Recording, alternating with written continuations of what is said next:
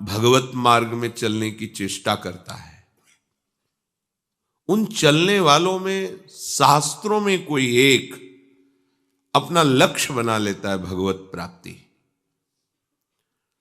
उन लक्ष्य बनाने वालों में कोई बिरला ही उस लक्ष्य पर तन्मयता प्राप्त करता है। अपने सब उसी बिरले में ही हैं। बस हमारे जो दिनचर्या में, साधना में, उपासना में ये प्रमाद जनित शिथिलता है, असाधन है, जिसको हम स्वयं रखे हुए हैं, जिसको हम स्वयं स्थान दिए हुए हैं, बस इसी को हटाना है। जब तक आप इनसे दुखी नहीं होंगे तो ये आपका पिंड छोड़ने वाले नहीं। जो असाधन है, जो भगवद विमुखता का कारण है, जो माया प्रपंच की जाल है, इनको हम स्वयं पालते हैं, स्वयं हृदय में रखते हैं। इनकी स्वीकृति हमारा पतन करती चली जाती है और हम राजी हैं इस बात से। इसी भ्रम का नाश होता है सत्संग के द्वारा। पर अपने लोग बुद्धि की चतुरता को समझ नहीं पाते। हम सत्संग भी सुनते हैं तो दूसरों को पॉइंट सुनाने के लिए। देखा, आज सत्संग में बात आई थी, ऐसे चलना चाहिए। वो अपने को नहीं समझा रहा, वो अपने जीवन में उस सूत्र को नहीं धारण कर रहा, वो उस सूत्र को दूसरों को बता करके वो सम्मान, प्रियता या अपनी श्रेष्ठता, ऐसा भ्रम मत करो। दूसरे तो साक्षात हमारे आराध्य देव हैं। सर्वानुवस्तुतया निरीक्ष परम स्वाराध्य बुद्धिर्मम। यही अनुभव करने के लिए तो हमें सत्संग मिला है, ये भागवतिक सिद्धांत मिला है। हम उसे दैन्यतापूर्वक अपने हृदय में धारण करें। फिर ये जगत का कल्याण कैसे होगा अगर हम ऐसे स्वार्थी हो जाएंगे? तो जगत है ही नहीं। जब आप कल्याण स्वरूप स्थिति को प्राप्त होंगे तो आप देखेंगे वासुदेवा सर्वम, जगत नहीं है। जब कोई उस स्थिति को प्राप्त हुआ है तो उसे खोजने पर भी जगत नहीं मिला। केवल प्रभु ही प्रभु, जड़ चेतन जग जीव जत सकल राम मैं जान। आप अपनी स्थिति संभालिए तो सामने आपका दर्शन बदल जाएगा। आपकी स्थिति मायाकृत है तो सामने आपको प्रपंच भासेगा। आपकी स्थिति भागवतिक है तो सामने केवल प्रभु दिखाई देंगे। तो अध्यात्म मार्ग के सूत्र, सिद्धांत ये अपने जीवन को बदलने के लिए है। हमारा जीवन भागवतिक हो गया तो संपूर्ण विश्व प्रपंच केवल प्रभु है। सर्वम खलमिदम ब्रह्म नेह नानास्ति किंचन। प्रभु ने अर्जुन जी को कहा, असंयतात्मना योगो दुष्प्राप इति मे मति वश्यात्मना तु यतता शक्यो वाप्तु मुपायतः। हे अर्जुन, जिसका मन पूरा वश में नहीं हुआ है, थोड़ा भजन भी करता है, थोड़ा मनमानी भी करता है, मन पूरा वश में नहीं, थोड़ा मनमानी भी है और थोड़ा शास्त्र आज्ञा का भी पालन करता है। ऐसा नहीं कि वो साधक नहीं है, वो उपासक नहीं है, पर पूरा नहीं है, अधकचरा है। परमार्थ की तरफ भी और व्यवहार की तरफ भी, वैराग्य की तरफ भी, राग की तरफ भी। थोड़ी देर साधन किया, फिर थोड़ी देर मनोरंजन किया, थोड़ी देर शास्त्राज्ञा में, फिर थोड़ी देर मन की आज्ञा में। ऐसे उपासक को योग की प्राप्ति नहीं होती। भगवदानंद, निरंतर भगवदाकार वृत्ति, प्रभु में स्थिति, ऐसे उपासक की नहीं होती। परंतु वही उपासक यदि प्रयत्न पूर्वक उपाय करे तो आधा तो लग गया ना, तो आधा और समेट लो, पूरे महात्मा बन जाओगे। महात्मा का तात्पर्य अंदर की वृत्ति से है। एक आदमी को अपनी मां की अस्थियों को गंगा जी में प्रवाहित करना था, तो वहां से 80 किलोमीटर गंगा जी पड़ती थी। पहले पैदल यात्रा थी। ओ अस्थियां लेकर के 40 किलोमीटर चला। फिर किसी से पूछा गंगा जी कितनी दूर है? उन्होंने कहा कि 40 किलोमीटर यहां से और है। अब थक गया, अब तो नहीं जा सकता, फिर लौट आया। अब आप इसे बुद्धिमान कहेंगे क्या? अगर वो जो लौटने में समय खर्चा किया वही आगे कर देता तो लक्ष्य की प्राप्ति हो जाती है, अपनी मां की अस्थियों को गंगा जी में प्रवाहित कर देता। ठीक हमारी बात है ये। सत्संग सुनकर भगवत कृपा से जो हमें अवसर मिला भगवत प्राप्ति का, हम चले, पर इतनी विषयों की आकर्षण वृत्ति, बाहरी प्रतिकूलता, हृदय की जलन, कोई सहयोग देने वाला नहीं। चला और थक गया, फिर वापस आ गया। तो थक के भी तो चले ही ना। अगर वही चाल आगे बढ़ा देते थक के, तो आप लक्ष्य को प्राप्त हो जाते। थके क्यों? निरुत्साहित क्यों हुए? कुसंग हो गया पक्का।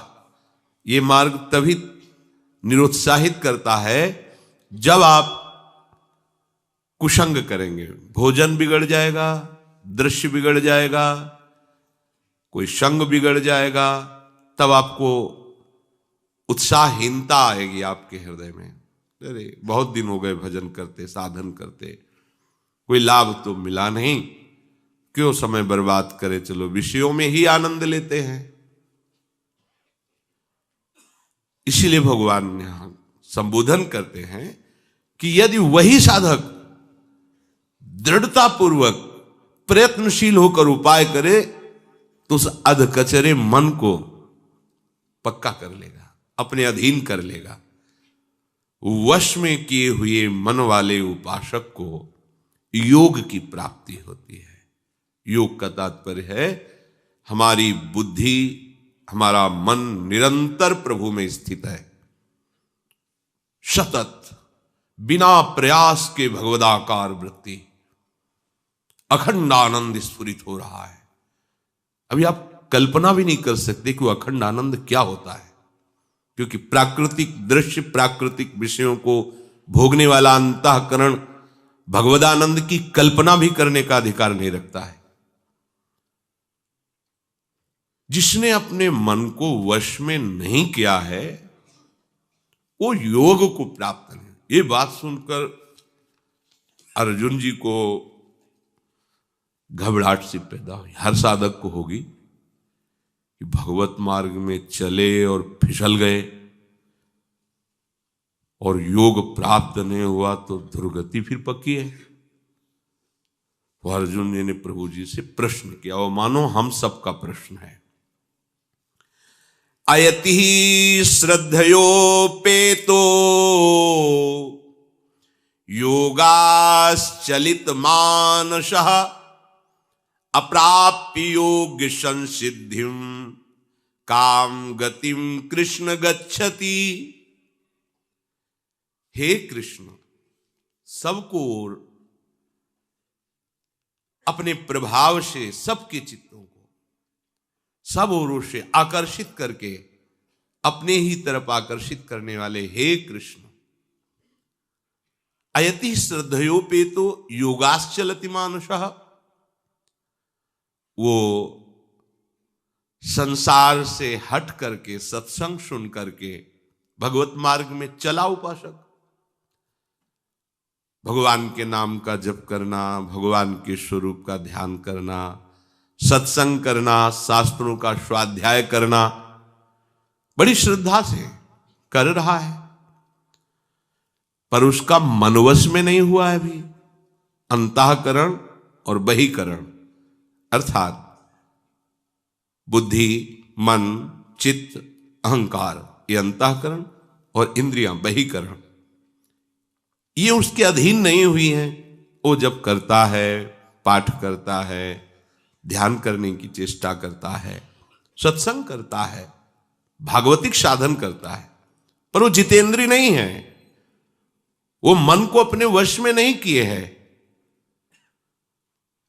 साधन उसका हो रहा है पर शिथिलता है, तत्परता नहीं है। ऐसा उपासक अंत समय में परिपक्व नहीं हो पाया, उसका राग बना रहता है शरीर से, भोगों से। तो जहां राग बना रहता है उसी का चिंतन होता है, तो अंतिम समय उसका विषयों का चिंतन हुआ, साधन बन नहीं पाया, ध्येय में स्थित नहीं है, क्योंकि मन अभी वश में नहीं। तो उसकी क्या गति होगी प्रभु? ये प्राय हम सबका ही प्रश्न है। अप्राप्य योग्य संसिद्धिम काम गतिम कृष्ण गच्छति, क्योंकि प्रभु ने कहा अध कचरे योगी को, उपासक को, साधक को मेरा साक्षात्कार नहीं होता। जो मन को पूरा वश में नहीं किए हुए वो योग को प्राप्त नहीं कर सकता। प्रयत्नशील, दृढ़तापूर्वक मन को अधीन करके अपनी साधना में, उपासना में लगाकर जो तदात्म भाव को प्राप्त हो गया है, वो योगारूढ़ होता है। वश में किया हुआ अच्छी तरह से मन और इंद्रियों वाला साधक वो भगवत प्राप्त हो जाता है। तो अर्जुन जी को लगा कि जिसका मन वश में नहीं, जिसकी इंद्रियां वश में नहीं और साधन में लगा है पर लक्ष्य की प्राप्ति नहीं हुई, तो उसकी गति क्या होगी? अप्राप्य योग संसिद्धिम काम गतिम कृष्ण गच्छति। विषयाशक्ति भी है और भजन भी चलता है। लगभग अधिक मात्रा में इसी पंक्ति में खड़े होने वाले उपासक होते हैं। पूर्ण निर्विषय होकर भगवत मार्ग में कोई बिरला नहीं, प्रायः कुछ विषय और कुछ परमार्थ, ऐसे वो जी रहा है। पूर्ण विषयानंद का त्याग करके भगवदानंद में स्थित होने के लिए कोई बिरला ही विकल होता है। नहीं तो देखो, चैन से खा रहे हैं, पी रहे हैं, सो रहे हैं, जी रहे हैं। लेकिन जो भगवदानंद की प्राप्ति के उपासक है, नहीं खान पान ते भावे है, नहीं कोमल वसन सुहावे है, सब विषय लगे ते खारा है, हरि आशिक का मग न्यारा है। असावधानी, विषयाशक्ति, मन का वश में ना होना, तो अंतिम समय भयानक दुख का समय होता है जब प्राण निकलने के होते हैं। उस समय मन प्रभु से हट गया, संसार के चिंतन में लग गया और उसे जीते जी भगवदानंद की प्राप्ति नहीं हुई, स्थिति नहीं हुई परमात्मा में, प्रभु में, तो उसकी क्या गति होगी? क्योंकि भगवान है आप जानते हैं उसकी क्या गति होगी, तो मुझे बताइए। क्योंकि वो पाप मार्ग को छोड़कर भगवत मार्ग में चला, इसलिए नरक तो जा नहीं सकता। ये हमें आपसे पूछने की जरूरत नहीं। आपकी तरफ जिसने कदम बढ़ाया वो नरक नहीं जा सकता। नामे भक्ता प्रणश्यति, पक्की बात। कभी ये भगवान का भजन करने वाले की दुर्गति नहीं होती, बस ध्यान रखना। चाहे किसी भी योनि में जाए, वो बहुत ही श्रेष्ठ और सम्मानित उसको संयोग प्राप्त होगा। ऐसा नहीं होगा कि वो अन्य पशु पक्षियों की तरह हो। अगर वो पशु पक्षी स्वरूप में भी आएगा तो बहुत ही श्रेष्ठ और महान जगह पर होगा और उसको सानिध्य ऐसा मिलेगा कि उसी जन्म में पशु पक्षी शरीर में ही उसे भगवत प्राप्ति हो जाएगी। अर्जुन जी कहते हैं इस बात को तो हमें आपसे प्रमाणित करना ही नहीं है कि आपका आश्रय लेकर आपके मार्ग में जो चला फिर वो नरक जाएगा। ये तो प्रश्न ही खत्म, क्योंकि उसने संसार का आश्रय छोड़कर आपका आश्रय लिया है। पर आप में तन्मय नहीं हो पा रहा, विषयों को परास्त नहीं कर पा रहा, उनसे परास्त हो रहा है, वो नरक तो नहीं जाएगा, ये पक्की बात है। और वो स्वर्ग भी नहीं जाएगा, क्योंकि उसकी आस्था स्वर्ग में नहीं। जो पुण्यात्मा जन होते हैं वो स्वर्ग जाते हैं, जो पापात्मा होते हैं वो नरक जाते हैं। पाप पुण्य दोनों मिश्रित होते हैं, वो मृत्युलोक में आते हैं। जिनके न पाप न पुण्य, शुभ अशुभ दोनों का नाश हो जाता है, वो भगवत प्राप्त होते हैं। तो स्वर्ग भी नहीं जाएगा।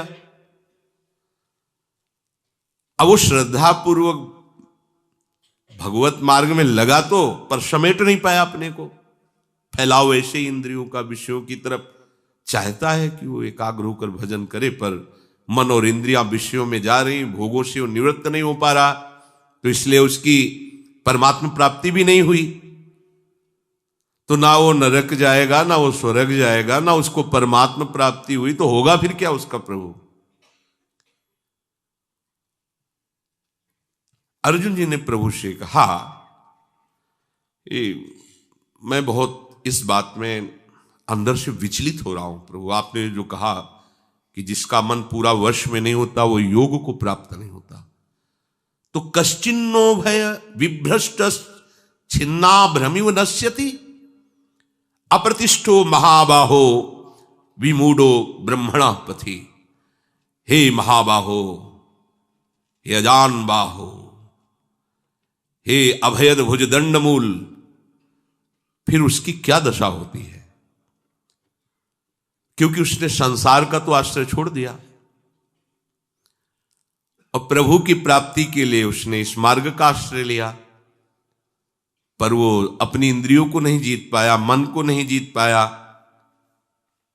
तो दोनों तरह से वो भ्रष्ट तो नहीं हो जाएगा कि प्रभु की प्राप्ति हुई नहीं और संसार का त्याग कर दिया तो छिन्न भिन्न नष्ट हो जाए। जैसे बादल नष्ट हो जाते हैं वायु की प्रेरणा से, चिथिर बिथिर होकर अस्तित्व ही खत्म हो जाता है। तो कहीं ऐसा तो नहीं हो जाता साधक की भगवत प्राप्ति भी नहीं हुई और संसार का आश्रय छोड़कर परमात्मा मार्ग लिया, इसलिए संसार से भी अलग, और प्रभु मिले नहीं तो बीच में ही वो नष्ट हो गया बादलों की तरह। कश्चिन्नो भय विभ्रष्ट छिन्ना भ्रमिव नश्यति। उभय दोनों तरफ से क्या वो नष्ट हो जाता है।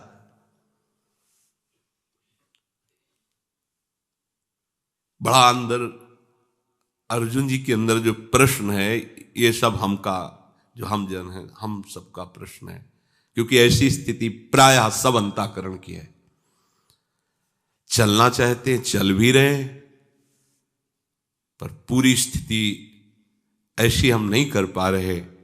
अपने सब लोग बस रात दिन युगल सरकार हमारे चिंतन में बसे हुए हैं, कुछ अच्छा नहीं लग रहा, प्रभु की सिवा कुछ अच्छा नहीं लग रहा। बस आठों पहर महामोद में उन्मत्त हुआ उपासक प्रेम से धुलसात सेवा श्यामा श्याम की, अंदर आनंद की उमगन में युगल सरकार को दुलार कर रहा है। बड़े आनंद मोद महाप्रेम सुरंग रंगी, और कछु न सुहाए तिनको युगल सेवा सुख पगे। चाहते हैं ऐसा, चल भी रहे हैं, पर इधर का आकर्षण हमें परास्त कर रहा है। कभी रसेंद्री, कभी जनेन्द्री, कभी नेत्रेंद्री, कभी घ्राणेन्द्री, कभी त्वगेंद्री, ये सब अपने अपने सुखों की तरफ आकर्षित करती हैं और अपने झुक भी जाते हैं, इनके आगे झुक जाते हैं, भूल जाते हैं प्रिया प्रीतम के आश्रय को, उनके चिंतन को, उनकी महिमा को, और आकर्षित हो जाते हैं झूठे सुखों की तरफ। ये है, ऐसा होता है। कोई बिरला ही उपासक उस आकर्षण को काट करके प्रभु की तरफ बढ़ता। वो वही बिरला होगा जो भजन न छोड़े। भजन छूटा तो तुम्हारी ताकत नहीं। ये माया भी भगवान की ही है, जैसे भक्ति भगवान की, ऐसे माया भी भगवान की, कम नहीं है। प्रभु का स्मरण छूटा कि इसका अधिकार है चराचर जगत पर। एक जगह है जहां इसका अधिकार नहीं चलता, भगवद स्मरण। जिसके हृदय में भगवद स्मरण हो रहा है उसके हृदय पर माया का अधिकार नहीं हो, काम क्रोध लोभ मोह मद मत्सर इनका अधिकार नहीं होता है।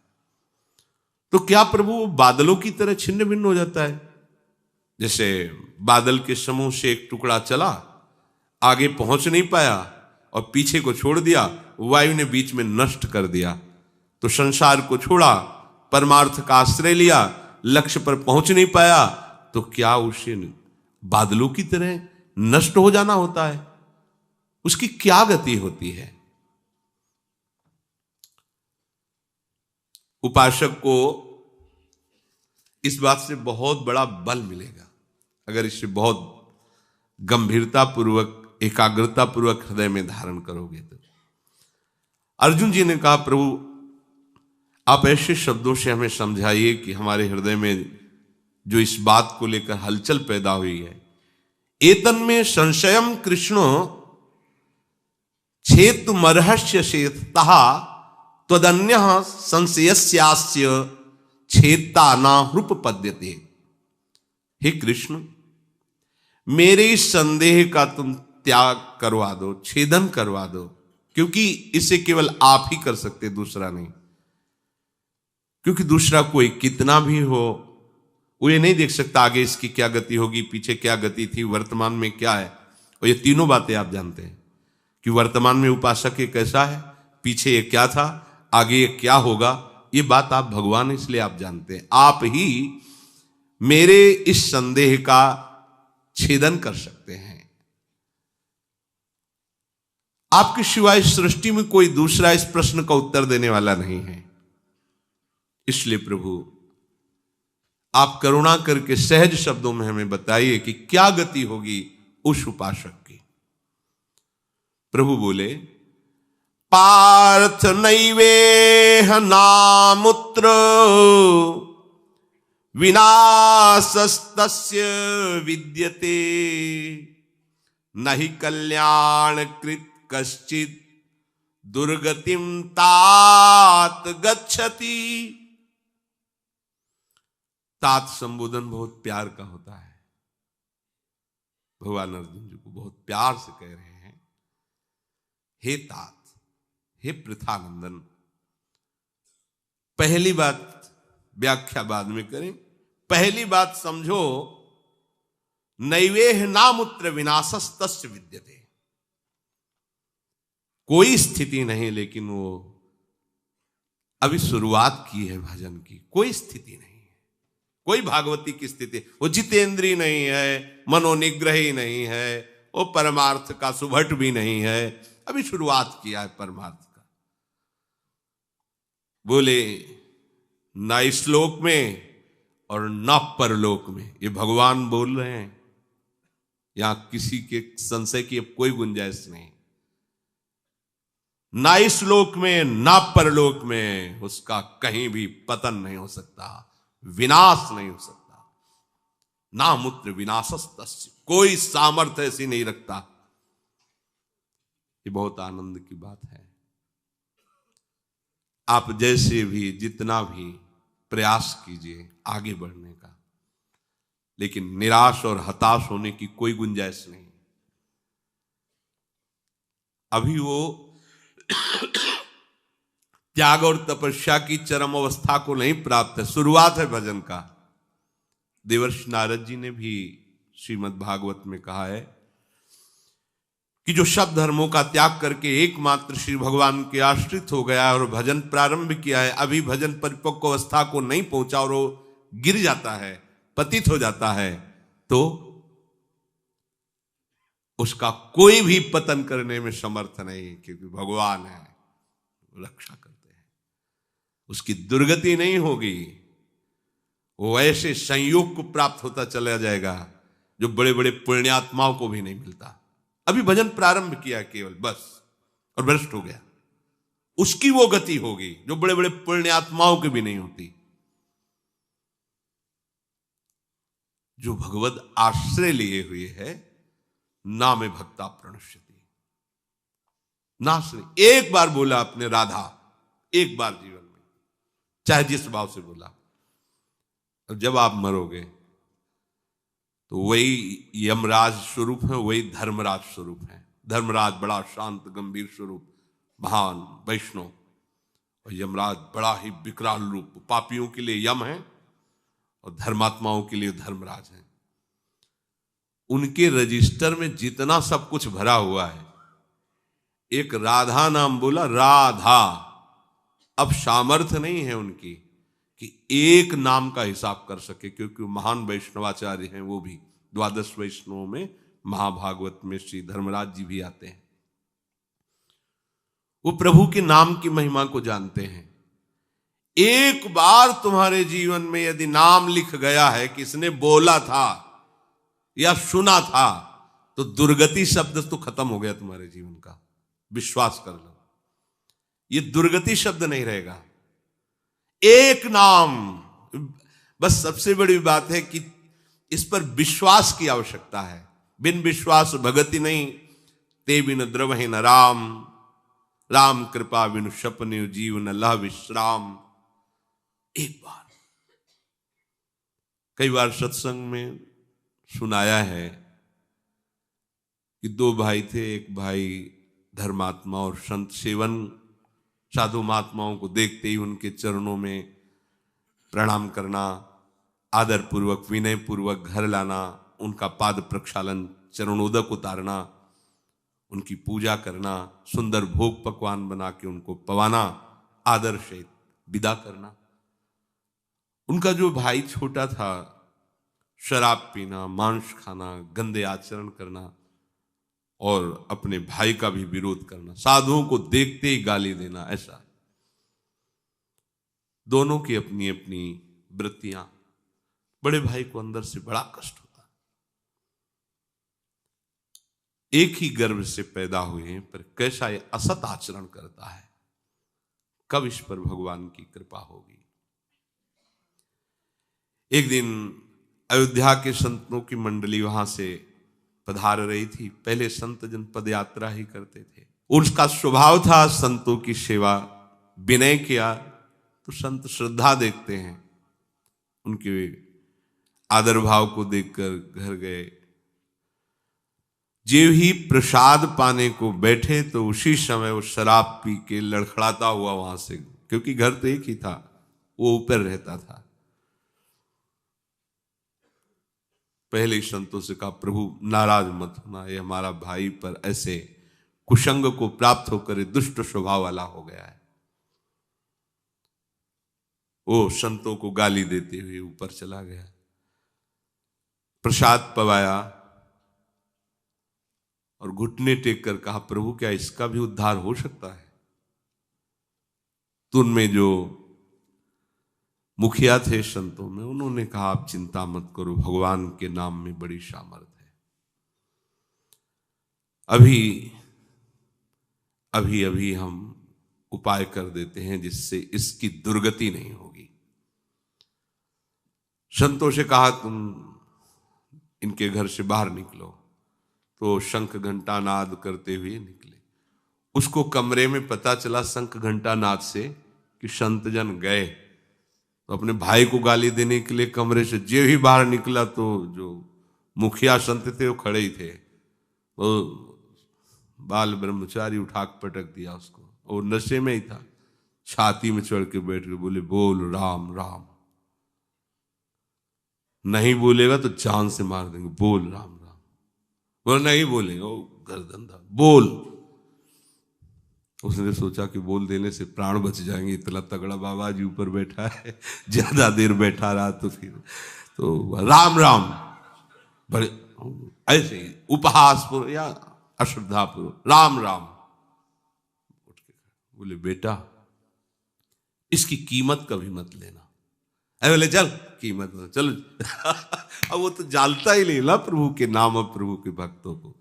नीचे उतर के आए, उन्होंने कहा, विश्वास करना मेरी बात का, अब इसकी दुर्गति नहीं हो सकती। कुछ समय बाद उसको कैंसर हुआ, शरीर में भयानक पीड़ाएं, शरीर पूरा हुआ। यमपुरी में पहुंचा। यमराज जी ने पूरा हिसाब, वो तो सेकंड के कम हिस्से में देख लेते हैं। अब ये तो सीधे नहीं कि जाओ रो में डालो, क्योंकि 2 बार नाम लिया। उनका भाई तुम्हारा पूरा हिसाब जो है नर्क वाला है, बस एक मंगलमय कार्य हुआ। संत के द्वारा प्रेरित होकर 2 बार तुमने राम राम कहा, बोलो तुम इसका क्या सुख चाहते हो, जो चाहोगे तुम्हें प्राप्त हो जाएगा, फिर तुम्हें ये नरक भोगना पड़ेगा जो पाप कर्म किए। संत की वाणी अमोघ होती है। उस समय भी उसकी स्मृति में आया कि बेटा इसकी कभी कीमत मत लेना।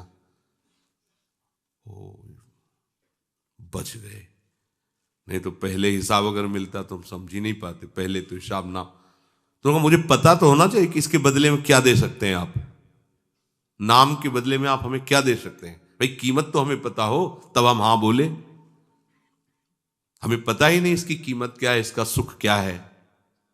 हाँ, पर इसकी कीमत हम तो नहीं बता सकते हैं।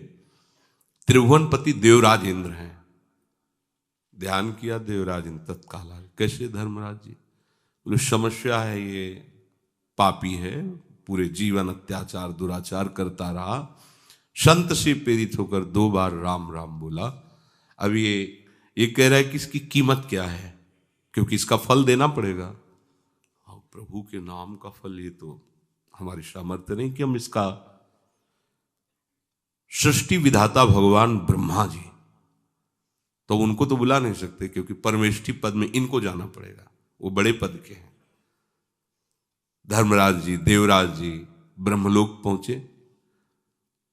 बीच की बात की जब कहा उनसे कि जीवात्मा से चलो साथ, कहां, बोले हम लोग तो निर्णय नहीं कर पा रहे, ब्रह्मा जी करेंगे। तो बोले ऐसे थोड़ी जाएंगे, वो बहुत चतुर था। उनका पालकी लाओ, उस पर बैठ के जाएंगे। उसकी पालकी में एक तरफ देवराज इंद्र, एक तरफ धर्मराज। बोले जितने तुम्हारे भयावने दूत है ना, ये हमारे सामने भी नहीं आने चाहिए। शासन कर रहा है, 2 बार नाम सब। ब्रह्मा जी ने कहा कौन सी लीला हो रही भाई, कौन सा महाभागवत आ रहा है इतने सम्मान से। बोले प्रभु महाभागवत नहीं, महापापी है, 2 बार ये संत के कहने से राम राम बोला है। आप पितामह हैं, संपूर्ण सृष्टि के विधाता हैं, क्या फल इसको दिया जाए, क्योंकि सारे फलों का लेखा जोखा आपके हाथ में प्रभु। इसको 2 बार राम राम कहने का क्या फल। दाढ़ी खुजलाने लगे ब्रह्मा जी की। क्या भगवान का नाम है होश में, ऐसे थोड़ी फाइनल में बोल सकते हो आप, होश में प्रमाणित। तो उन्होंने कहा देखो हम तो सृष्टि रचना और इसमें सब लगे रहते हैं, महादेव जी ध्यानस्थ रहते हैं नाम में, वो नाम की महिमा जानते हैं, उनके पास चलते हैं। ब्रह्मा जी, देवराज इंद्र, धर्मराज, वहां भगवान शिव परम वैष्णवाचार्य महान आइए कैसे आगमन हुआ कैलाश में। प्रभु समस्या है ऐसा ऐसा। बोले पहली बात तो एक ही शब्द में हम कहते हैं कि नाम की महिमा तो पूर्ण रूप से हम भी नहीं जानते, कुछ महत्व देखा है। जैसे रा कह के हलाहल विष और माँ कह के, या गले में कोई चीज रोकी थोड़ी जाती। गला एक ऐसी जगह है, जरा सा भी कुछ चला जाए खो खो खो खो से, जब तक वो निकल नहीं जाएगी तब तक वो, देखो ना किसी पूरा विष जो समुद्र मंथन से निकला, रा और माँ आज भी गले में विराजमान है, और नीलकंठ से भगवान का नाम संबोधन किया जाता है उसी के कारण। बड़ी महिमा नाम की वर्णन की, पर बोले पूर्ण रूप से क्या नाम का फल है, असमर्थ है महादेव जी ने। अब ये तो पूरे त्रिभुवन के बड़े बड़े अधिकारी महापुरुष जन हैं, भगवान की महिमा के सब ज्ञाता हैं, इनसे बड़ा कौन हो सकता है। अब हुआ कि आखिर निर्णय क्या किया जाए कि क्या है भगवान के नाम का फल। तो भगवान से पूछ लिया जाए, चलो साकेतपुरी। जैसे भगवान नारायण हरि लक्ष्मी जी के साथ वैकुंठ में विहार करते हैं अपने दिव्य पार्षदों के साथ, ऐसे ही भगवान रघुनाथ जी सिया जी के साथ अपने परिकर के साथ साकेत बिहारी हैं। देखो इस पापात्मा जीव को, वाह किनके साथ जा रहा है, ब्रह्मा जी, महादेव, देवराज इंद्र, धर्मराज, अखिल लोक चूड़ामणि भगवान सिंहासन पर विराजमान हैं। वाम भाग में सियाजू विराजमान हैं। चरणों को सहलाते हुए महावीर, महाबली, परम ज्ञानी हनुमान जी महाराज और पूरा सब। प्रभु मुस्कुराए, कैसे कैसे ये सब भगवत स्वरूपों का कैसे आगमन हुआ। बोले प्रभु बड़ी समस्या है, इसको आप ही समाधान कर सकते हो। ये जीवन भर आपकी आज्ञा का उल्लंघन करने वाला जीव है, शास्त्र विरुद्ध आचरण, पापात्मा। संत से प्रेरित होकर 2 बार आपका नाम लिया है, इसका क्या फल हो सकता है? क्योंकि हम सब असमर्थ हैं इसके फल का ठीक निर्णय कर सकें। भगवान ने कहा उठा के हमारे पास लाओ, तो गोद में बैठा ला। दुलार करते हुए कहा कि कोई कितना भी बड़ा तपस्वी या साधन संपन्न हो, ऐसी स्थिति को नहीं प्राप्त होता, वो अपनी गति को प्राप्त होता है। पर इसने संत के द्वारा 2 बार नाम, तो नाम का क्या फल है ये तो पूर्ण रूप से हम भी नहीं कह सकते, पर उसका महत्व क्या है ये तुम देख लो कि हमारा साधन भजन करके पदों पर पहुंचा जा सकता है, लेकिन हमारी गोद में केवल नाम का प्रभाव आप महापुरुषों के साथ यहां तक आया, अभी हमारे ही धाम में रहेगा। इसके बाद नाम की क्या कीमत है, क्या महिमा है, ये तो हम भी नहीं कह सकते। कहां कहां लगी नाम बड़ाई और राम न सके नाम। ये पक्का है, आपने जो भगवान नाम लेना शुरू किया तो नाश शब्द तो आपके जीवन से गया। जो नाना प्रकार की दुर्गतियां हैं, विश्वास करो नहीं होगी, दुर्गति नहीं हो सकती। भगवान कह रहे हैं नैवेह नामुत्र विनाशस तस्य विद्यते, नहीं उसका विनाश नहीं हो सकता। फिर होगा क्या? दुर्गति तो नहीं होगी। भगवान कहते हैं कि उसने निश्चय किया है ना, मैं भगवत मार्ग में चलूंगा, बस इस निश्चय के कारण उसका कभी भी नाश नहीं हो सकता, दुर्गति नहीं हो सकती। मैं भगवत मार्ग में चलूंगा, अब चल नहीं पा रहा, लड़खड़ा रहा है, गिर भी पड़ता है, राहत न प्रभु चित चूक किए की, करत सुरत शैबार हे की। प्रभु बाहरी बात नहीं देखते हैं, हृदय की बात को। हम चलना चाहते हैं पर चल नहीं पाते, यह हमारी असमर्थता है, पर हम पाना चाहते हैं। इस बात को प्रभु केवल जानते हैं, दूसरा नहीं।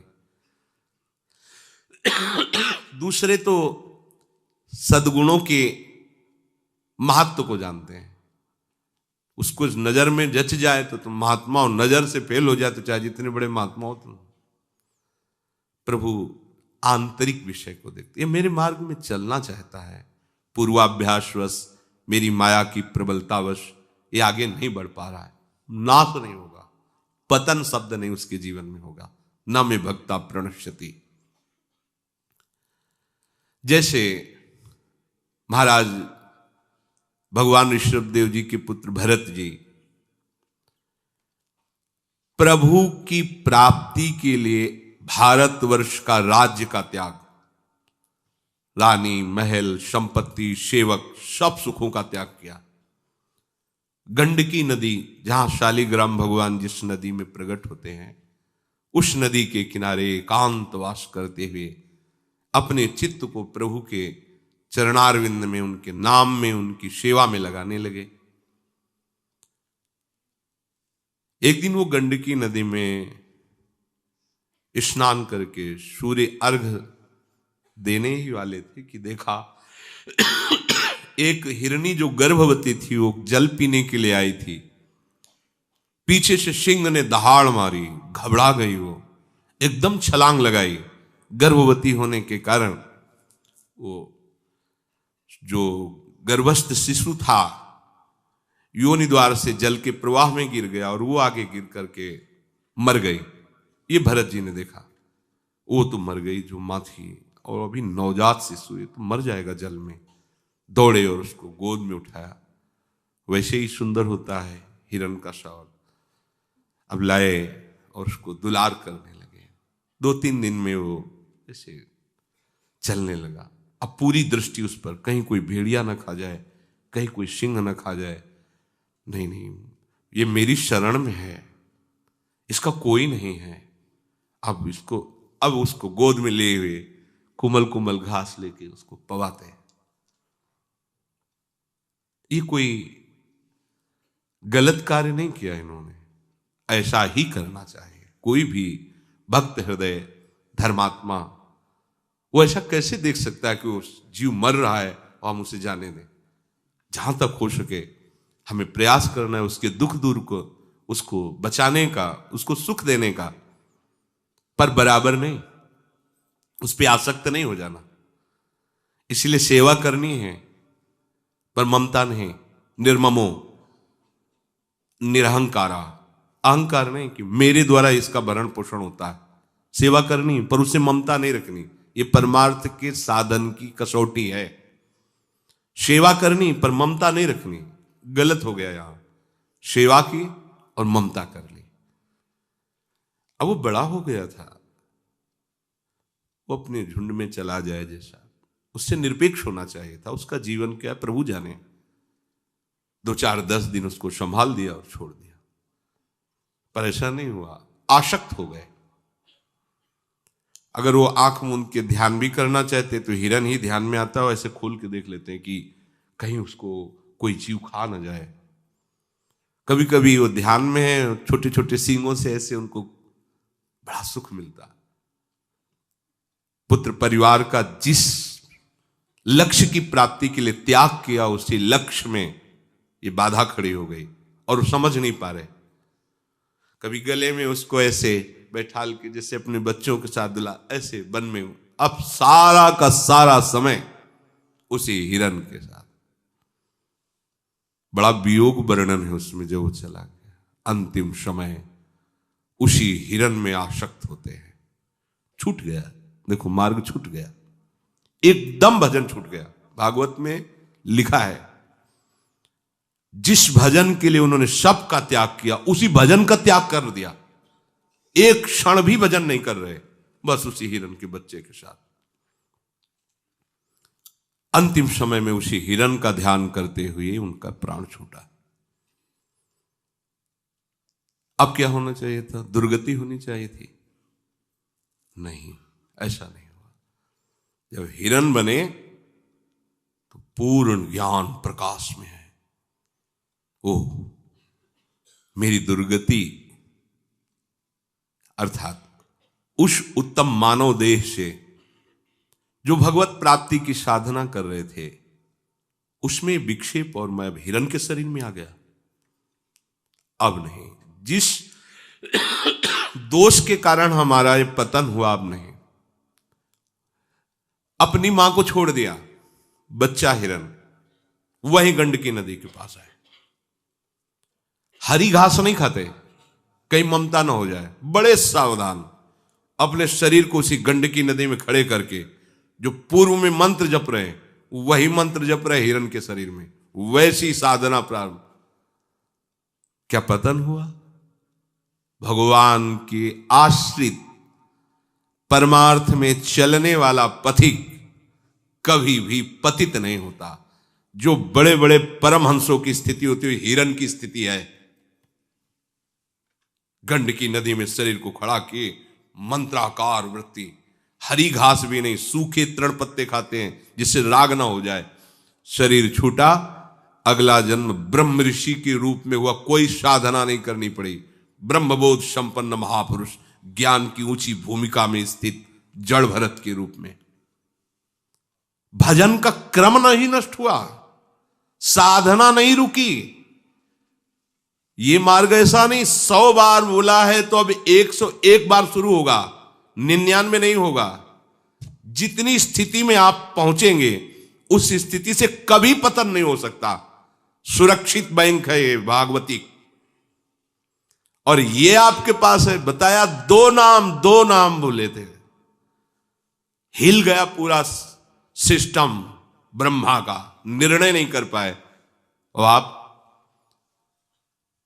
अब इसमें सावधानी ये रखनी है कि हमारी बुद्धि कहीं नकारात्मक सोच में ना जाए। दो नाम से काम चल जाएगा तो शाम के बोल देंगे राधा राधा, दिन भर दुराचार करेंगे। ऐसा नहीं, जिस नाम की इतनी महिमा है हम उस नाम को कभी छोड़ेंगे ही नहीं। हम ऐसे मार्गों का क्यों चयन करेंगे जिसमें हमें आनंद की अनुभूति ना हो। हम लोग क्या है कि अपने मन बुद्धि को नकारात्मक सोच में ले जाते हैं, प्रतिकूल ले जाते हैं कि जब इतनी महिमा, एक बार ये पाठ कर लेंगे, एक बार ये नाम ले लेंगे और खूब खुला जो मनावे सो पापाचरण करो, क्योंकि भगवान कहते हैं अहम तो आम सर्व पापेभ्यो मोक्षयिष्यामि मा शुचा, मैं तुम्हें पवित्र कर दूंगा। फिर ऐसे करने में बात तो बनेगी ही, प्रभु तो बनाएंगे ही, पर दंड मिलेगा आपको, इस उद्दंडता का आपको दंड मिलेगा। अगर आप फिसल जाते हैं चलते चलते तो फिसलना भी आपकी चढ़ाई में आ जाएगा। देखो फिसल गए ना हिरन के उसमें, पर हुआ क्या, परमार्थ तो नहीं रुका, स्थिति तो बढ़ती ही चली गई। वो ऐसे महापुरुष के रूप में प्रकट हुए जो कृत कृत्य और परम महामहिम मोक्ष पद अधिकृत, जन्म से ही।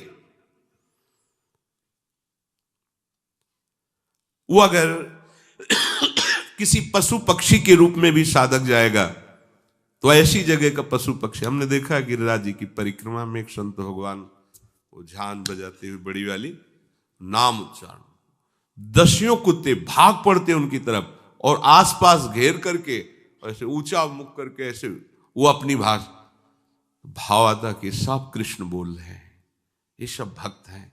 कोई त्रुटि हो गई इस रूप में है, लेकिन कहाँ है परम पावन 84 कोश भूमि, परम पावन गिरिराज जी की तलहटी, जहां रात दिन भागवतिक वातावरण, नाम के संत को देख के दौड़ के आते। और सब ऐसे कई जगह ऐसा देखा गया कि आरती का शंख बजा कि उनका आवाज करना शुरू हो गया, वैसे शंख की ध्वनि के साथ नाम कीर्तन कथा। वो अपने ही धाम में भी आता था, सबके बीच में आकर के ऐसे बैठ जाता था, मुरारी ने कंठी भी बांध दी थी, उसको चेला बना लिया था ऐसे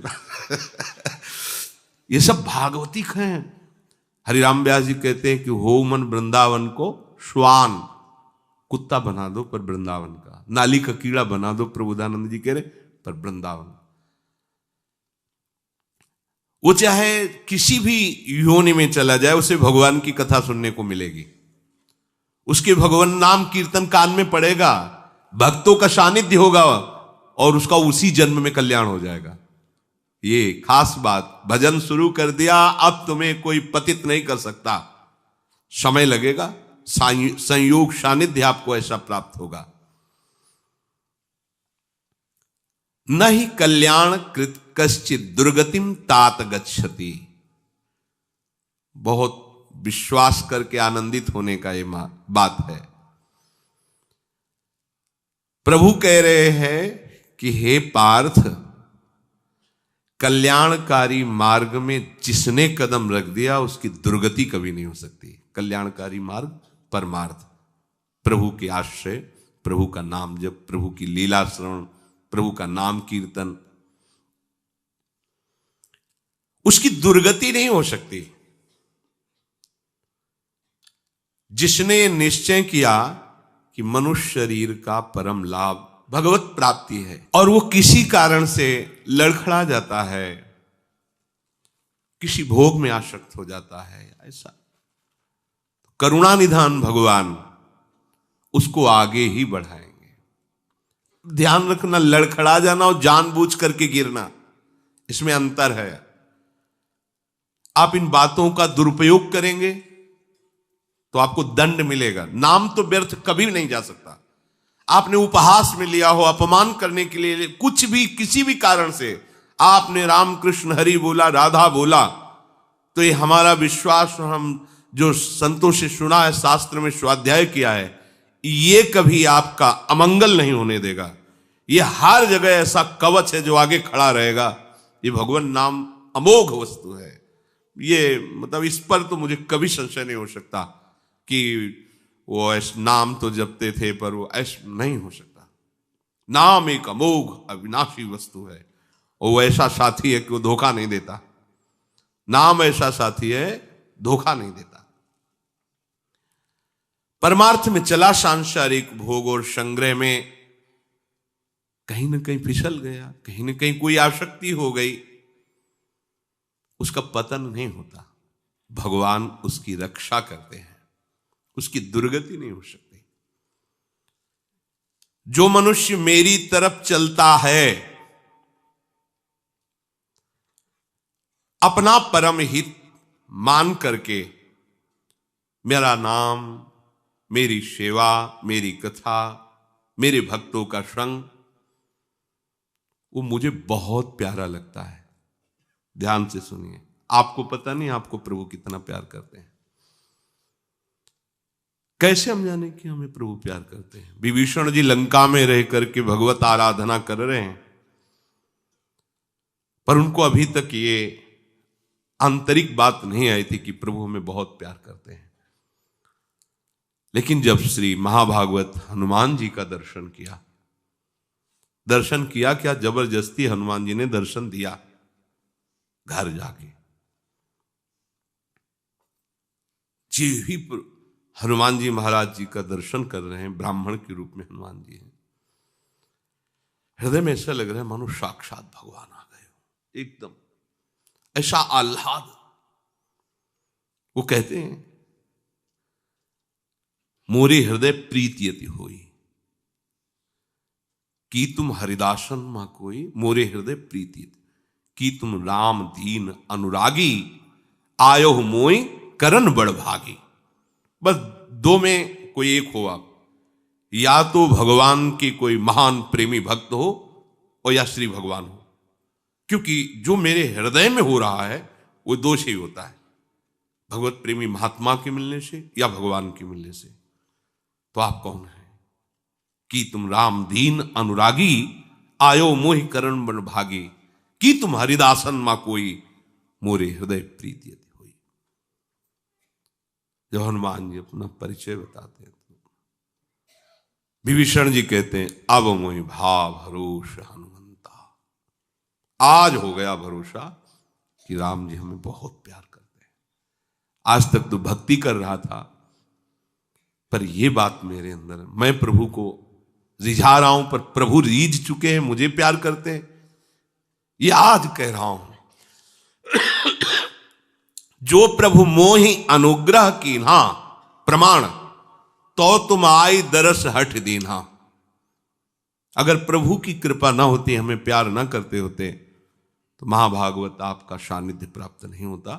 प्रमाण हो गया कि भगवान हमें बहुत प्यार करते हैं। देखो यहां शब्द लिखा हुआ है कि जो मेरे मार्ग का अनुसरण करता, आश्रय ले लेता है अपने कल्याण के लिए, नाम जप, भगवत कथा, भक्तों का संग, ये भले वो जितेंद्रिय नहीं हो पाया, निर्विषय नहीं हो पाया, भगवान कहते मैं उसे बहुत प्यार करता हूं। चला ना, वो मेरी तरफ चला। देखो पहली बात कि वो मेरा अंश है, इसलिए भगवान की ममता है हर जीव पर। दूसरी बात, अब वो खेल खिलौनों से हटकर मेरी गोद में आना चाहता है। अब उसके पैर इतने मजबूत नहीं कि हमारे तक आ सके, तो फिर हम चल देते हैं उसकी तरफ। ये शब्द याद रखना, तो कभी संशय नहीं होगा। ये संसार क्या है? भगवान का रचा हुआ माया का खिलौना। जैसे बच्चा खेल कूद में लगा है, खेल कूद में लगा है पर मां का बच्चा है। बच्चा खेल कूद में मां को बोल सकता है पर मां नहीं। ऐसे ही सब मम प्रिय, सब मम उपजाए, यह है वात्सल्य। अब विशेषता, वो खेल खिलौना छोड़कर मां मां कह करके मां की तरफ चल पड़ा, और उसके पैरों में इतनी मजबूती नहीं है कि वो वहां से यहां तक आ सके। चला और लड़खड़ा के गिर गया तो मां क्या करेगी? देखती रहेगी कि गिर गया? नहीं, गिरने नहीं देगी। इतनी रफ्तार से दौड़ करके जाएगी कि गिरते गिरते गोद में ले ली।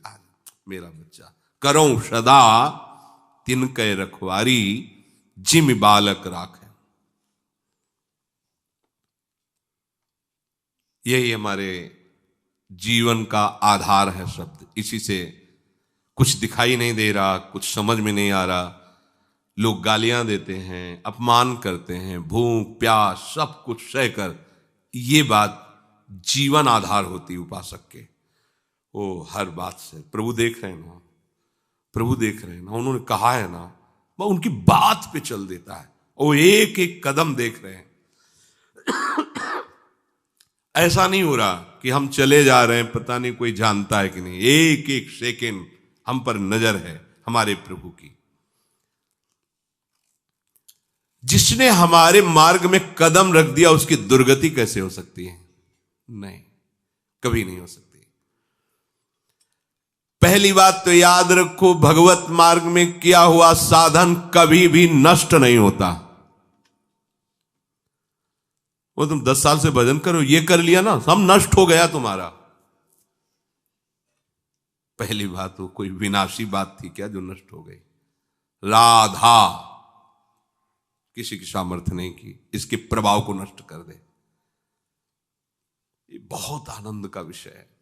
वो मलिन अंतःकरण होने के कारण हम ये बात समझ नहीं पाते। नहीं, एक क्षण के लिए भी आप नाम नहीं छोड़ पाओगे। उसका साधन कभी नष्ट नहीं होता, जो किया वो एकदम सुरक्षित रखा रहता है।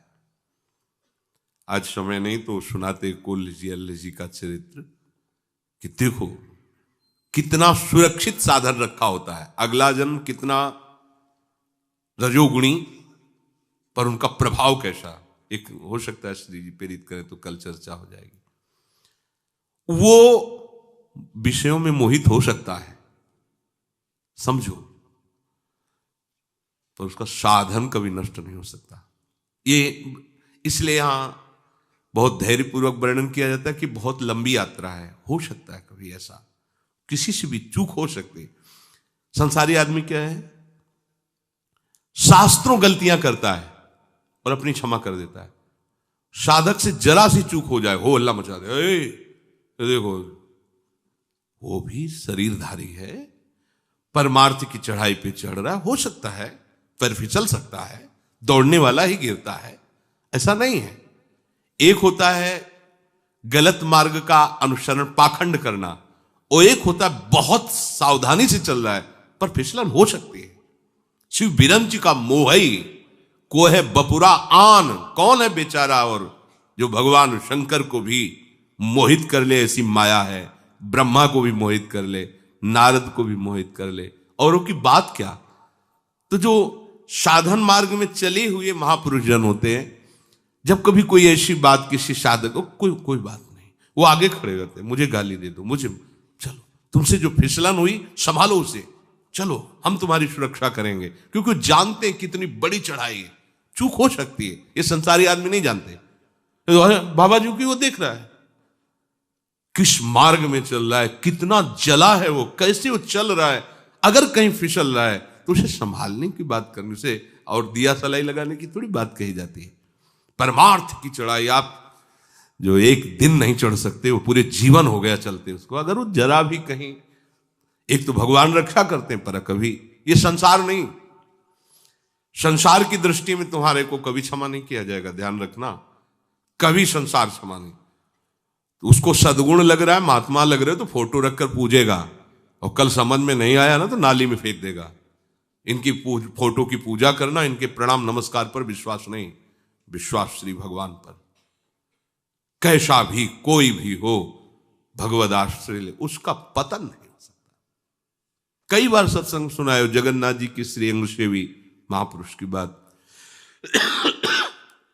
उनका किसी वैश्या से संबंध हो गया, और जब श्री अंग सेवी महापुरुषों ने देखा कि ये तो गलत मार्ग में जाए, तो उनको पास बैठाला और कहा कि जगन्नाथ जी की श्री अंग सेवा करने का जो आपको सौभाग्य मिला है, तो आप फिर वैश्या संग करते हैं तो दो में एक को छोड़ना होगा। या तो श्रीअंग की सेवा छोड़ो, वैश्या के समीप जाओ, या वैश्या को छोड़ो, श्रीअंग की सेवा। उन्होंने ठाकुर जी को छोड़ दिया। माया की प्रबलता और धन संपत्ति थी ही, वैश्या को ही पास रख लिया। कालांतर में जब उनका शरीर छूटा तो करुणा निधान जगन्नाथ भगवान ने अपने निज पार्षद अंग सेवी को स्वप्न में कहा कि उनका शरीर छूट गया है, उनका वही संस्कार करो जो मेरे पार्षदों का होता है। तो उनका प्रभु, उसने तो आपको छोड़कर, आपकी सेवा छोड़कर वैश्या को स्वीकार किया। बोले ये उसका विषय है, मैं जिसे एक बार स्वीकार करता हूं उसे छोड़ना नहीं जानता, वो मेरा पार्षद है। वही गति, वही संस्कार जो मेरे पार्षदों को। प्रभु का ऐसा स्वभाव नहीं। तभी तो मन नाच पड़ता है कि यहां कितने उदार हमारे स्वामी हैं, कितने कृपालु हैं। उसका साधन छूटता हुआ दिखाई दे सकता है, कहीं उसके अंदर अभिमान आ गया है, कहीं कोई दोष आ गया है, लगेगा साधन भ्रष्ट हो रहा है, साधन छोड़ रहा है, पर भगवान उस पर पूरी दृष्टि रखते हैं। ध्यान रखना, जैसे बच्चा है, मां से लड़ करके मां को छोड़कर बाहर खेलने जा रहा है, पर वो उसका मन काम में नहीं लगेगा, वो बार बार खिड़की से झांक के हाँ खेल रहा है, किस किस के साथ खेल रहा है, क्या क्या खेल रहा है उसके। और जरा सा कोई बिघ्न की बात आए कि उधर से कोई भयावह कुत्ता है, कुछ ऐसा, वो भाग पड़ेगी। ये नहीं सोचेगी कि मुझे छोड़कर मेरी अवहेलना करके, नहीं, वो आगे जाके उसको बचाएगी। ये एक माँ का जो वात्सल्य है, ये हमारे प्रभु के वात्सल्य समुद्र के एक अंश से है। हमारे प्रभु वात्सल्य समुद्र हैं। कैसे? बस क्या है कि हम लोग कभी कभी इन्हीं महिमा की बातों का दुरुपयोग करने लगते हैं। ऐसे कृपालु भगवान की कृपालुता का रहस्य न समझ करके मनमानी, आज के वो उनका नाम, उनका तो ऐसा है, हम खूब जो मनमानी करें, बाद में तो कल्याण हो ही जाएगा। तो हम भी कहते हैं हो जाएगा, लेकिन बीच में जो तुम्हें दंड मिलेगा उसको तुम भोगने के सामर्थ्य नहीं रखते हो, ये भी ध्यान रखना पक्का। इसमें तो हमें संशय नहीं है, नाम जापक हो मंगल होगा, मंगल हो ही नहीं सकता। पर तुमने यदि कहीं इन भागवतिक शब्दों का दुरुपयोग किया कि नाम से तो सब पाप नष्ट हो जाते हैं, भगवान ने कहा मेरे भक्त का पतन होगा नहीं, और मैं भक्त हूं और मनमानी आचरण करूं, तो ये हम भी कहते हैं कि नाम तुम्हें डूबने तो नहीं देगा, पर जो तुम उद्दंडता कर रहे हो इसका दंड मिलेगा। फिर भोगने की सामर्थ्य तुम में नहीं रहेगी, ऐसी पीड़ा।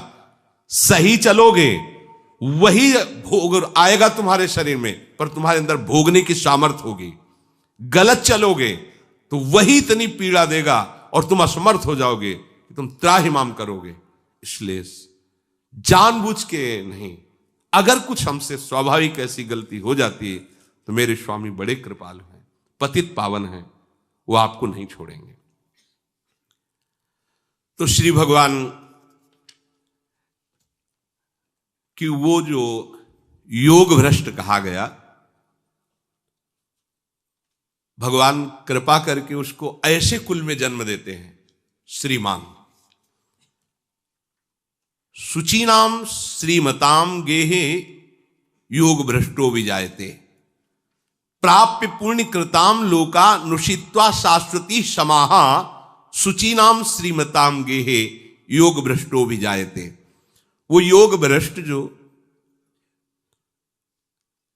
पुण्यवान स्वर्ग आदि जैसे बड़े बड़े लोग हैं, सुख ही सुख है, वहां दुख का नहीं, वहां एक ही बात का दुख रहता है कि हमारे पुण्य खत्म होने वाले, अब हम पतित हो जाएंगे, गिरना पड़ेगा।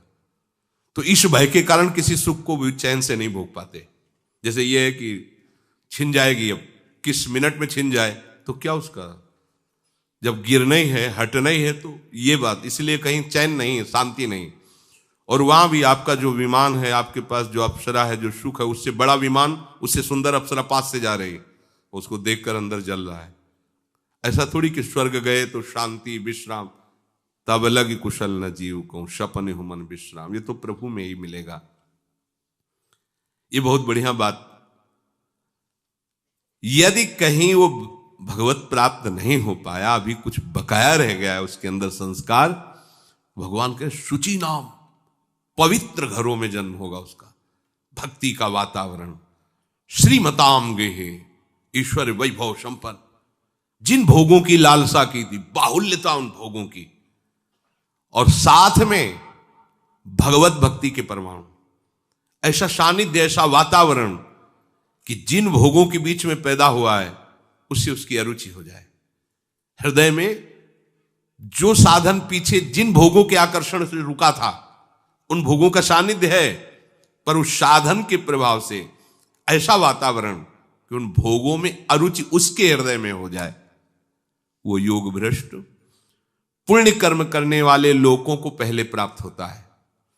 देखो, जिसके लिए बड़े बड़े यज्ञ, बड़े बड़े दान, बड़े बड़े सुकृत करके लोग स्वर्ग जाते हैं, ये भ्रष्ट होने पर उनको प्राप्त हुआ है। एक तरह से समझो कि जो बाधा है भगवत प्राप्ति की, बाधा रूप में ये सुविधाएं मिली उसको जो फिसल गया है। अरे कितने बड़े महामहिम मार्ग का पथिक है, वो गिर भी जाता है तो विश्राम स्थली उसकी कहां है? पुण्यवान लोग। ये श्री भगवान के वचन है। प्राप्य पुण्य कृताम लोकानुषित्वा शाश्वती समाहा। बोले कौन है? बोले भगवान का है। तो गिरा है तो कहां? बाधा रूप में उसे क्या मिला है? पुण्यवान लोग। जो बड़े बड़े पुण्यात्माओं को मिलते हैं, वो उसको बाधा रूप में मिला है। फिर उसका जन्म कहां होगा? श्रीमताम गेहे, लोक में जिनकी मान्यता है, ऐसे पवित्र सम्माननीय ईश्वर संपन्न ऐसे घरों में जन्म होगा और शुरू से उसको भक्ति के परमाणु मिलेंगे। भगवान की भक्ति कभी भी व्यर्थ नहीं जाती, थोड़ा भी भजन।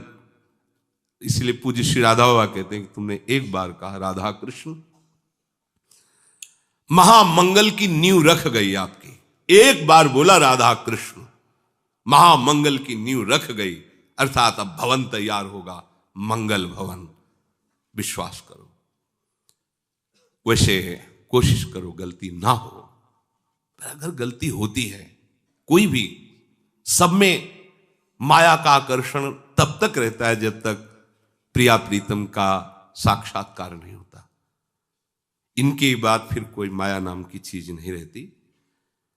ऐसा आकर्षण होता रहता है कि पता नहीं इसमें सुख है, ये सब ऐसा साधक के।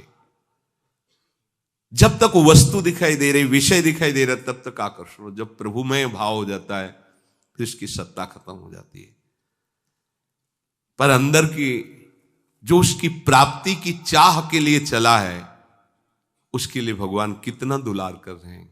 उत्तम लोगों को जाएगा, श्रीमानों के घर, तो हमें धोखा नहीं करना, जानबूझकर हमें गलत कदम नहीं रखना। और ऐसा कुछ हो जाता है तो कोई प्रायश्चित नहीं करने की जरूरत, पुनः उसी साधन को पकड़ो, उसी नाम को, वो सब पवित्र कर देगा। पर वो तब माना जाएगा कि आप जब आप लो नशानी, अब ना नशा। गलती हुई, आपने जान लिया कि हमसे गलती हुई, कैसे गलती हुई, क्यों हुई, उसको देखिए, सुधार कीजिए और निश्चय कीजिए, प्रार्थना कीजिए प्रभु से ये गलती ना हो। देखो, बार बार फिसलना, बार बार इसी माया में लगना, ये हमें मनुष्य जन्म में चूक नहीं करनी। बहुत जन्मों में चूक कर चुके, अब प्रभु की प्राप्ति करनी। पर अगर कहीं ऐसा होता है, आपकी सामर्थ्य के बाहर की बात कह रहे हैं, निराश नहीं होना कि भजन छोड़ दें। जब आप वो गलत नहीं छोड़ पा रहे हो तो इसी क्यों छोड़ रहे हो? और गलत का फल जानते हो क्या होता है? वो पहले इसी पे अटैक करेगा, क्योंकि इतने दिन भजन क्या मिला, क्या वही तो कर रहे हैं, छोड़ो। वो सिखाएगा, यही करेगा, देख लेना। हम आपसे कहते हैं कभी मत करो, कोई भी गलत कार्य मत करो। पर यदि गलत नहीं छोड़ पा रहे तो आप सत्य को क्यों छोड़ रहे हैं? इधर पकड़ो मजबूती से, तो एक दिन आप में सामर्थ्य आ जाएगी कि इधर छोड़कर इधर आ जाओगे। ना भी आएगी ना, तो हमारे स्वामी इतने कृपालु हैं, वो क्षमा कर देंगे। आपकी असमर्थता, बस ये आंतरिक बात है। असमर्थता और प्रमाद, इसमें अंतर है। ओ स्वामी क्षमा कर देंगे ना, हम जा रहे हैं। पीटोगे, बहुत बुरा पीटोगे, वो सर्वज्ञ है, वो ऐसी जगह भिड़ाएगा तुम्हें कि होश खराब हो जाएंगे। और आप जा रहे हो प्रभु की तरफ, अचानक कोई आकर्षण है, फिर वो बचा लेंगे, वो बचा लेंगे। किसी बड़े महापुरुष ने अपने जीवन की बात बताई थी। वो एक बार हमको ऐसा आकर्षण हुआ, हम उस आकर्षण में से जा रहे थे, पर मन में बार बार था कि जो जीवन में नहीं किया वो करने जा रहा हूं। हे भगवान, अब तो बस करने ही जा रहा हूं, अब तो प्रभु, अब क्या प्रभु बचाएंगे, क्योंकि नियत स्थान पर पहुंच ही चुके थे। इतने में देखा उधर से 2 संत आ रहे हैं। तो कहा आप यहां कैसे? ऐसे ही। तो ले आओ चलते हैं। बोले चलो। बड़े महापुरुष, मतलब उनका इसलिए नाम नहीं, बड़े महापुरुष, उन्होंने बताया कि मुझे कैसे भगवान ने बचाया। आकर्षण है, ये कोई न सोचे कि हमारे ऊपर आकर्षण नहीं पड़ सकता। त्रिपुर सुंदरी भगवती बगल में विराजमान, महादेव जी है। भगवान से कहा कि वो अपना मोहिनी रूप दिखा। अरे बोले रहने दो प्रभु, काहे को तुम? अरे बोले नहीं, हमने हर अवतार के दर्शन किए, ये अवतार हम पहुंच नहीं पाए, यह अवतार का ठीक से दर्शन नहीं हुआ, भर नेत्र। अब एकांत में प्रभु ने कहा मान जाओ, होगा नहीं प्रभु आप दर्शन, ठीक है। अलुगाए प्रभु अंतर्ध्यान जहां बैठे, तो अंतर्ध्यान पर ऐसे दृष्टि जाएगी ना। देखा नौ किशोरी स्वरूप मोहिनी अवतार में भगवान का, वो ऐसे ही अरविंदाक्ष, क्या श्री सुखदेव भगवान वर्णन करते मोहिनी स्वरूप का। और ऐसे गेंद उछालकर महादेव जी की तरफ देखा।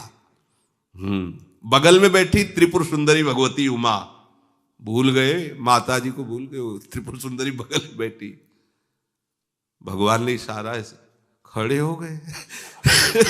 त्रिशूलधारी ज्ञान खान अघान जहां बस संभ भवान वंदे बोधमयम नित्यम गुरुम शंकर रूपिणम कल्याण मूर्तिमान कल्याण भगवान शिव। अब आगे बढ़े, 4-4 कदम मोहिनी भगवान भी बढ़ रहे हैं। अब ऐसा आकर्षण हुआ कि दौड़ पड़े महादेव, दौड़ पड़े। भगवान भी मोहिनी होता। अब वहां से दौड़ते हुए जा रहे हैं जो बड़े बड़े महात्मा पद्मासन सिद्धासन लगाए ना, तो छम छम करते हुए नूपुर धृत जो इसे देखते तो इशारा करते कि तुम क्या हो। 88,000 की समाधि लगती इनकी। 88,000 की एक बार में ऐसे बैठ गए तो 88,000 वर्ष व्यतीत हो। अपने कितने जन्म हो जाएंगे अपने लोगों के। हाँ, इशारा करते हैं कि देखो मेरी मोहिनी माया का चमत्कार, ज्ञानियों के गुरु हैं और आ रहे हैं। पर ज्यादा दूरी नहीं बुलाते थे भगवान, क्योंकि दूरी बुलाएंगे तो तुरंत बोध संपन्न है। अब पकड़ा, बस ऐसे श्रीअंग की सौरभ, नेत्रों की चंचलता, मंद मुस्कान, कोटि काम को मोहित करने वाला भगवान का मोहिनी रूप। दौड़कर महादेव जी ने ऐसे हृदय से जब लगाया तब उनको एकदम आया। उनको कुछ क्षोभ नहीं हुआ, क्योंकि वो मुस्कुरा करके बोले प्रभु और किसी की थोड़ी, आपकी ही तो है कटाक्ष, आपकी ही तो वैसे हम पहले आप में बिके हुए। आप चाहे मोहिनी रूप रखो, चाहे कृष्ण रूप रखो, चाहे राम रूप रखो, हम तो आपके ही दीवाने। कोई दूसरी आकर्षण वृत्ति थोड़ी थी कि माया ने कोई दूसरा रूप रखा। अरे त्रिपुर सुंदरी विराजमान रहते हो आप योग सिद्ध, ये केवल भगवान। अगर वो मंद मुस्का करके कटाक्ष मारा तो ज्ञानियों के गुरु महादेव जी भी पीछे लग गए। और दूसरे की सामर्थ्य क्या है? शिव विरंच काम। इसलिए कोई अगर ये सोचे कि अब हम तो ज्ञानी हो गए हैं, महात्मा हो गए हैं, दैन्य भाव, हर समय भगवान का चिंतन, उनका आश्रय। अगर कहीं आपसे चूक हो जाती है, अनजाने में, असमर्थता में, भगवान क्षमा कर देंगे। जानबूझकर पापाचरण करोगे तो फिर आप समझ लो, फिर वो मतलब पिटाई होगी, पक्का पिटाई होगी। रहोगे प्रभु के ही, इसमें संशय नहीं, पर वो जो शोभा आरती तुम्हारी होगी वो तुम झेल नहीं पाओगे। इतना भयानक दुख होगा तुम्हें। वो भरी सभा में अपमान करवा देंगे। वो ऐसा मतलब बड़े लीला बिहारी। देखो ना नारद जी की, इतना गुस्सा आ गया कि भगवान को साप दे दिया। तो जितने बड़े महापुरुष को भगवान के ऊपर गुस्सा आ सकता है, तो तुम क्या करोगे? सोचो। बहुत सही ढंग से चलना, राधा राधा राधा। और गलती किसी से भी हो सकती है। निरुत्साहित मत होना, प्रभु के नाम को मत छोड़ना, ये सत्य है। प्रभु का मार्ग मत छोड़ना, ये सत्य है। इसी सत्य से तुम्हें सत्य की प्राप्ति निश्चित होगी। असावधानी मत करो, सावधान होकर चलो। फिर कोई चूक होती चिंता मत करो। हमारे प्रभु बड़े करुणामय हैं। शेष चर्चा की। श्री राधा वल्लभ लाल।